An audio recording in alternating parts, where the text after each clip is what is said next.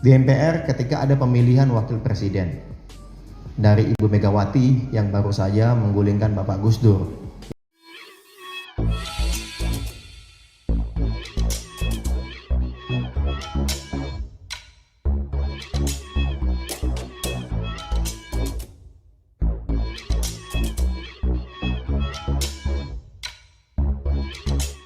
Tonton video ini sampai selesai agar Anda tidak gagal paham.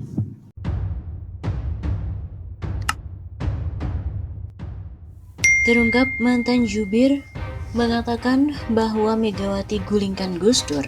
Pandangan Demokrat ada benarnya dan juga masuk akal. Pernyataan Kepala Badan Komunikasi Strategis DPP Partai Demokrat Herzaki Mahendra Putra yang menyebut bahwa Ketua Umum PDI Perjuangan Megawati Soekarno Putri telah menggulingkan Presiden keempat RI Abdurrahman Wahid atau Gus Dur ramai jadi perbincangan publik. Bahkan juga turut ditanggapi oleh mantan juru bicara Presiden Gus Dur Adi Masardi.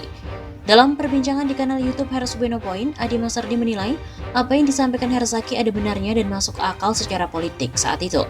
Menurut saya sih apa yang disampaikan oleh teman-teman di Demokrat sangat lebih banyak betulnya, kata Adi Masardi.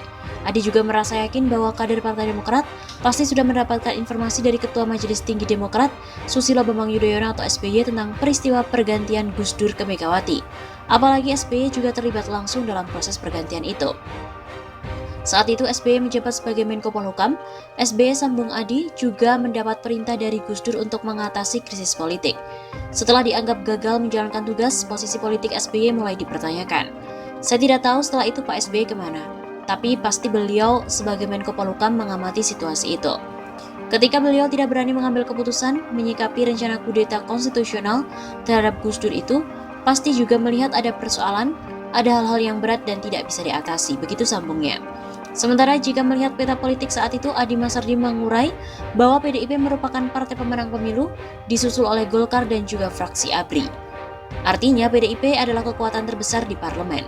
Artinya lagi jika PDIP tidak setuju dengan suatu produk keputusan, maka tidak akan terjadi.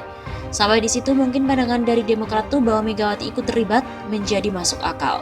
Secara politik ya, paling tidak turut sertalah. Begitu sambungnya.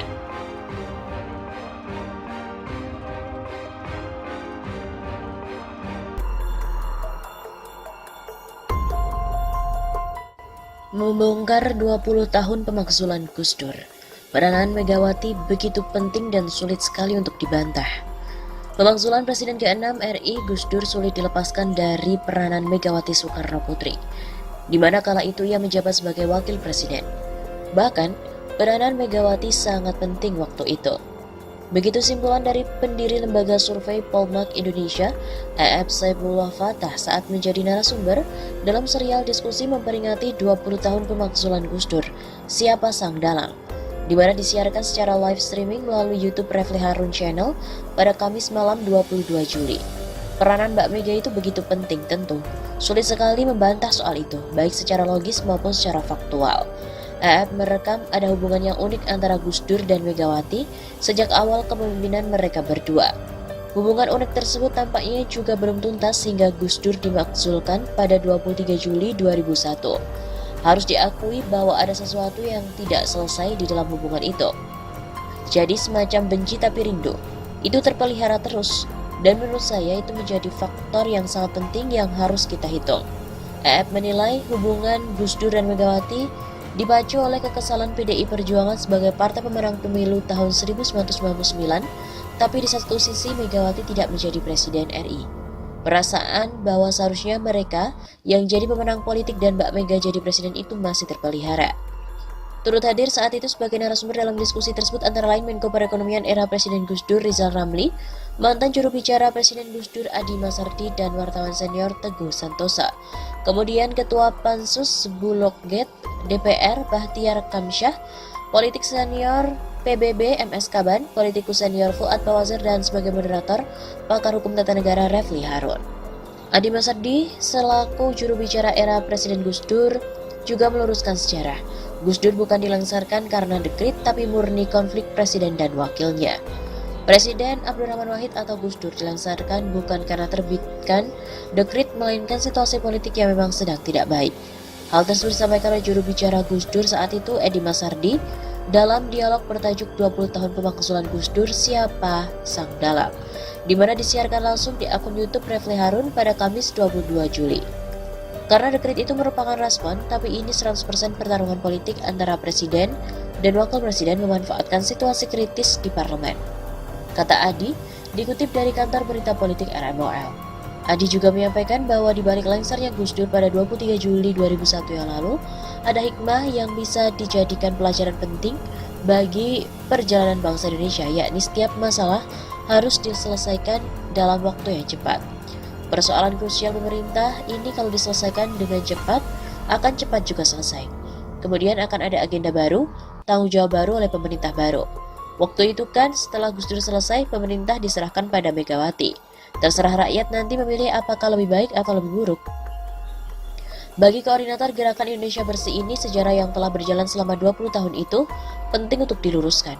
Pasalnya ada beban psikologis antara NU dan Muhammadiyah, di mana Ketua MPR RI saat itu Amin Rais yang memimpin sidang istimewa pemakzulan Gus Dur merupakan tokoh sentral dari Muhammadiyah.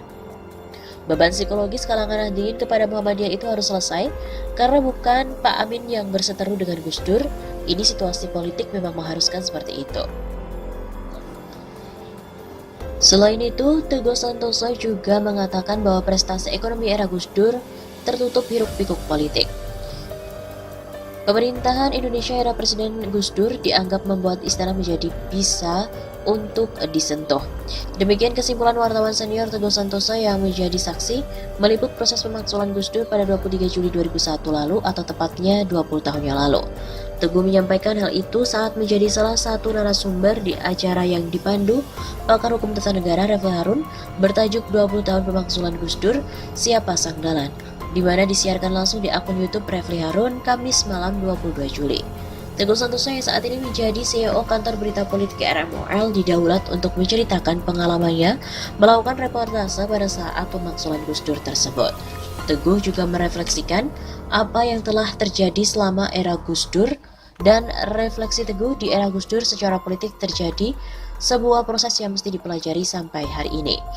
Ada sebuah kekuasaan yang tadinya sangat adiluhung. Kemudian oleh Gus Dur diubah karakternya menjadi istilah kita itu didesakralisasi. Begitu, ujar Teguh saat dikutip dari kantor berita politik RMOL Kamis malam 22 Juli. Desakralisasi yang dimaksud Teguh itu bermakna bahwa Gus Dur menjadi kekuasaan istana bisa disentuh. Bahwa Gus Dur itu menjadikan kekuasaan istana itu yang tadinya untouchable menjadi touchable. Menjadi bisa dibicarakan bahkan oleh orang yang paling periferi sekalipun. Jadi ada perasaan, ada upaya untuk membangun perasaan memiliki istana. Nah itu yang saya pikir perlu diapresiasi dari Gus Dur.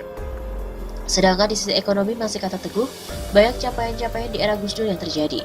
Akan tetapi semua prestasi itu terpotong atau ketutup oleh hiruk-pikuk politik yang terjadi. Menurut Teguh, banyak orang yang membicarakan kekuasaan Gus Dur dalam perspektif pertarungan politik daripada pencapaian ekonomi yang terlalu banyak. Sesuatu yang tidak boleh dibicarakan yaitu politik pada hari-hari itu, tiba-tiba jadi sangat boleh untuk dibicarakan. Maka penuhlah ruang publik dengan pembicaraan itu. Sehingga akhirnya yang ditangkap orang dari wajah Gus Dur ini hanya wajah politiknya saja. Bukan wajah misalnya ekonomi kerakyatannya, itu akhirnya terabaikan. Seperti diketahui bahwa Refli Harun menggelar talk show di channel YouTube-nya dengan judul 20 tahun pemakzulan Gus Dur, Siapa Sang Dalang. Pemakzulan Presiden Abdurrahman Wahid terjadi pada 23 Juli 2001 atau persisnya 20 tahun lalu. Sebuah rekonstruksi peristiwa pemakzulan Gus Dur akan dilakukan oleh juru bicara Presiden Gus Dur Adi Masardi bersama pakar hukum tata negara Refli Harun. Rekonstruksi itu nantinya melibatkan para pelaku sejarah untuk menentukan siapa dalang tragedi politik era reformasi itu. Adi Masardi mengurai bahwa gerakan reformasi 98 akan dicatat sejarah sebagai gerakan perubahan yang membawa bangsa ini dalam labirin persoalan yang rumit dan setiap jalan keluar yang ditemukan melahirkan labirin baru yang jauh lebih kompleks. Pegiat anti korupsi dan gerakan pro-demokrasi itu memberikan contoh gagasan presiden dipilih langsung dengan presidential threshold yang terus dinaikkan hingga kini 20%. Semula dimasukkan untuk melahirkan sistem presidensial yang solid dan juga kuat. Tapi akibatnya muncul justru presiden yang tidak memiliki kekuatan apa-apa karena kekuasaannya dikendalikan sepenuhnya oleh oligarki politik yang mengkaroseri, merancang bangun partai-partai politik untuk jadi kendaraan politik standar presidential threshold 20% sesuai syarat masuk dari sirkuit Pilpres. Lebih celaka lagi, sambungnya, konsorsium pedagang politik perancang kendaraan PT 20% itu bisa mempercayakan kemudian kepada orang yang asal populer, padahal tidak memiliki SIM atau standar integritas dan manajemen yang memadai.